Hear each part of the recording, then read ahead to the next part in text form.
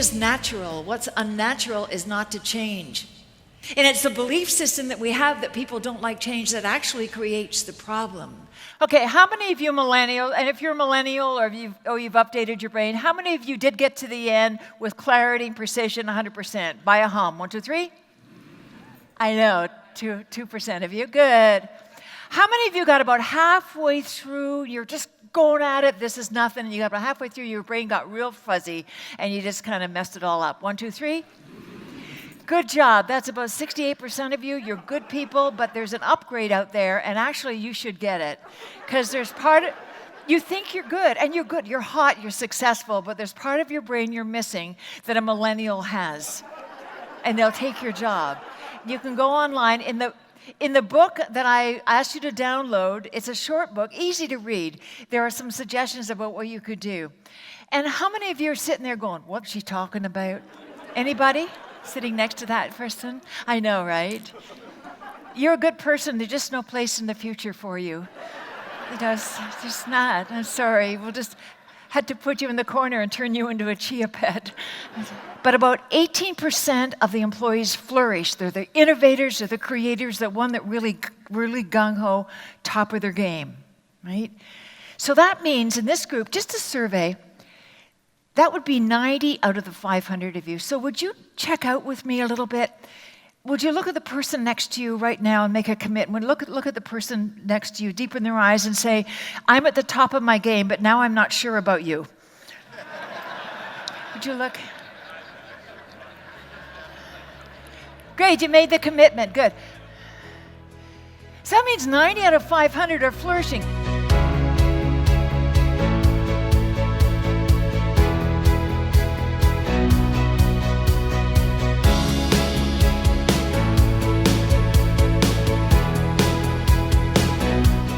Blocks, and they're kind of silent people. They sabotage you.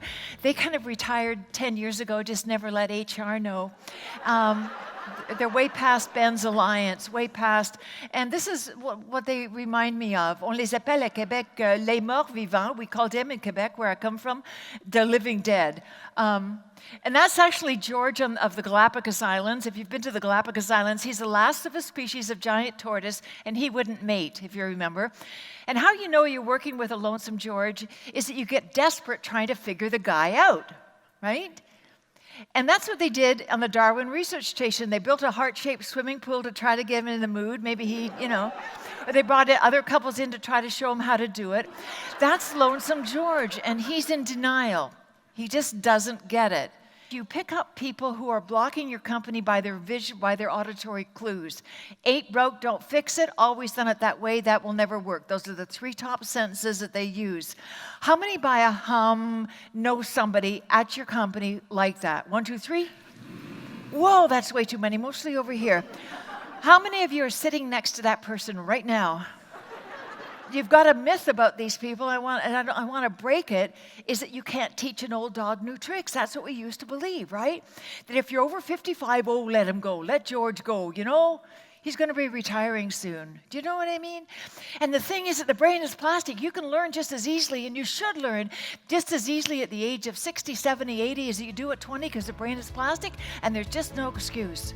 We just finished watching and listening to Dr. Janet Lapp, and I have to tell you, the personal story that she brings and the professionalism that she brings to a conference is unmatched. It was unbelievable. She ended with a standing ovation.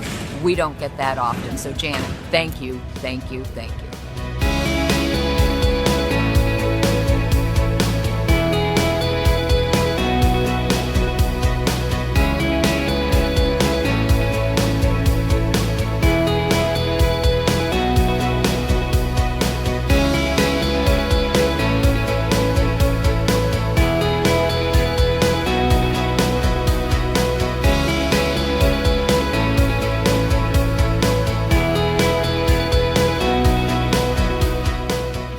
An issue with people, not you, you're not the problem. It's everybody else around you.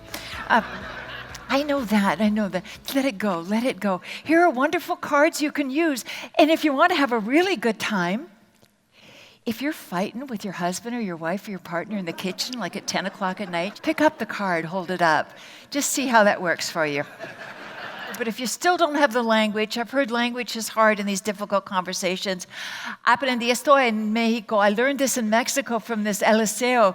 Me dijo, cuando el caballo está muerto, déjalo. It's beautiful. You can use it anywhere. It means when your horse is dead, get off it. When I first picked you up, what were you, if you can share it publicly, what were you thinking? I was scared, I think. You're scared, yeah. First time under change, when things happen, the first thing is fear, right? The second, any other thoughts? Probably embarrassment. Embarrassment, yeah. Okay, change is embarrassing because you're doing things that are new that you might make a mistake with. We learned this morning you're supposed to make mistakes and feel embarrassed just the way you did. Good job. Yeah. So scared, embarrassed. Uncomfortable. Really positive so far. yeah. I felt, uncomfortable in front of everybody looking at you. You look stupid. That's okay. Right. You really did. You didn't have to bring me up on stage I for know, that. I didn't. Because when things happen, usually there's an opportunity there. Usually there's something positive. Usually there's something that you can do with it.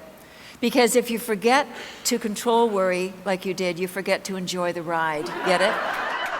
They've done studies, refereed studies, where after a 3-month intervention, if people just learned to control the 4 pillars of getting stressed out, guilt, worry, fear, and resentment, if they learn to control those, then their telomeres actually lengthen. You know, those little caps at the end of your chromosomes. You look better and live longer and look fabulous. For example, you in the second row. Would you stand up in the second row first and in the aisle? Yeah, you. Would you stand up? This woman was so positive and happy. Turn around, let them see you. She's 82 years old. Does she? See, it works. Thank you very much. If you can sit down, help her. Janet's presentation was really spectacular. She hit the nail on the head with the content that she presented to our conference was really tailored to our audience, really emotional, really moving, just spot on. Thank you.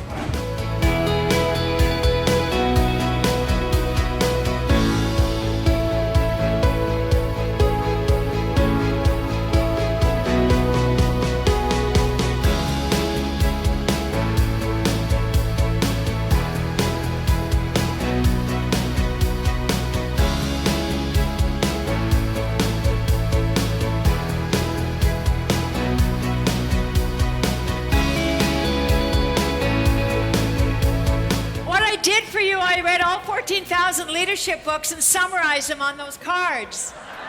So you now have all the knowledge you need. Yeah, you're welcome. But the bottom line is following through from the first exercise you did by putting your hands up and slapping each other on the shoulder. You can get everything you want in life as long as you help enough other people around you feel good about themselves when they're with you. And that's the power of leadership. That's the power of everyone in this room, because I know how hard you work. I know you go the extra mile. And leadership is about people leaving better off because they've been with you. About who you are and the people that you cheer up, the people that you encourage, the hands you hold, the mile you go with other people just to help them through. You've held a lot of people up and you've walked with a lot of people on their journey. Thank you for what you've done. So would you like now look at the person next to you and say, vendrá el milagro? Thank you. That actually means I think you're cute. Do you want to go out tonight?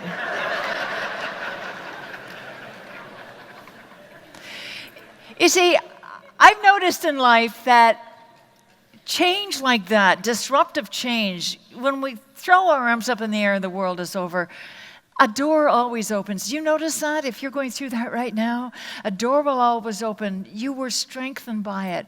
Your relationships changed by it. You grew through it.